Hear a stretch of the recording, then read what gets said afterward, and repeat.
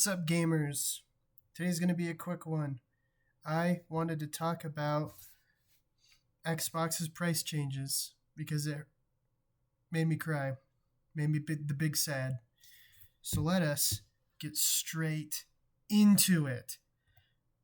Look at this. So this is the chart of all the price increases across basically all their products. So we see everything except for the normal controller, the colored controllers, basically in the core elite and the stereo headset. Okay, so besides most of the controllers and the headset, everything is going up, which is everybody's favorite thing ever. We love it when things cost more to get the same amount of product. And that also makes me look like a dang fool because I was just praising Xbox for their prices when I was saying mean things about the Switch. So yeah, so much for that. This is not a cash money happy gamer moment. So why would they do this? Well, I honestly don't know.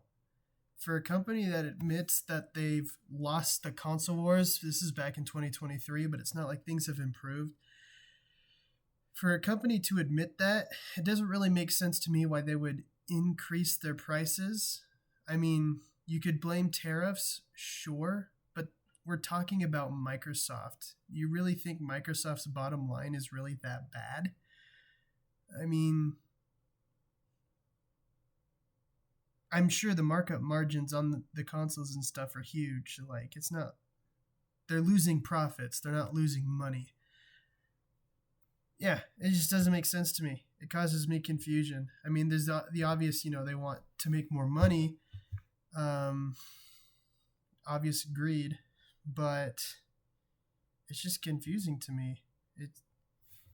All it does is, for a company that admits that they're losing the console wars, they're going to just make it a harder time for people who don't really want to spend all that money for gaming to game with them. And I know they are lessening up on not producing consoles, but they're putting more of an emphasis on just bringing their games to multiple devices and working on a PC experience. So I guess I wouldn't be too surprised if they go the way of Sega and just stop producing hardware, which would really suck because I personally like Xbox.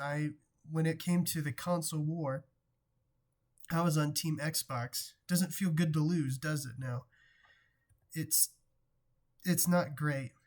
But yeah, what does this mean for gaming?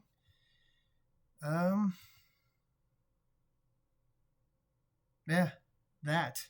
Sad gamers. It's just not good. I didn't think it would come this fast when Nintendo launched their obnoxious prices. I even forgot to mention that Xbox is announcing that just in time for the holiday season, they're going to raise the prices of their games to $80. So there goes that. At least they have really good first-party products, but Halo hasn't been good for a while. Forza's great, but I guess I'm not getting the new Forza, and they're never making a new Sea of Thieves, I don't think. I sure hope not, because I wouldn't buy it for $80. But it's just sad. It's a sad day for gaming. I personally think that with the way this industry's going, because it doesn't feel like it was that long ago since games jumped up to 70, I wouldn't be shocked if there was a crash in the gaming industry. And personally, I kind of hope there is one, because companies would finally realize, oh, nobody wants our products. Basic economics teaches, if nobody wants your product, you lower the price. And if a company isn't smart enough to handle lower prices and still produce crappy games for $80 where you have to spend an additional $50 just to get the rest of the game that should have come with it originally, then maybe they deserve to go bankrupt. But I saw a comment somewhere, I don't know, somebody who's weeping and sad like me, saying this very inspirational and insightful line: "We lost the console war." Think about this, so deep. This is something that goes on the I'm 14 and This Is Deep subreddit. This is, I honestly agree with it. For the longest time, we thought that the console war, especially in recent memory, was Xbox versus PlayStation, with Nintendo as a third party, and who's the best, who's got the better games. Meanwhile, we lost. It was really the corporations versus the customer, and we were the ones who got pegged. Xbox was usually considered to be the most customer-friendly company out of the big three, and if they're willing to do this, that just is sad. But you have games coming out like Expedition 33 or Schedule 1 popped off. These games aren't $80.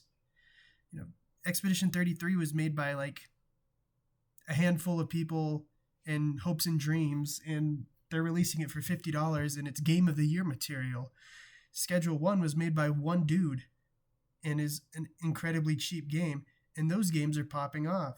We don't want $80 games that take a decade to make just to come out and be trash. We just want good games.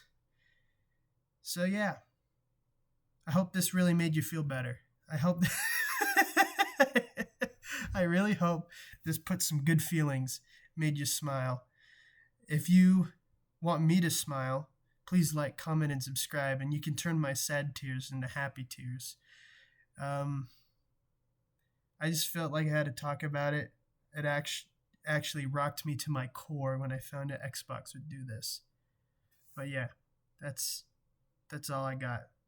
Bye-bye.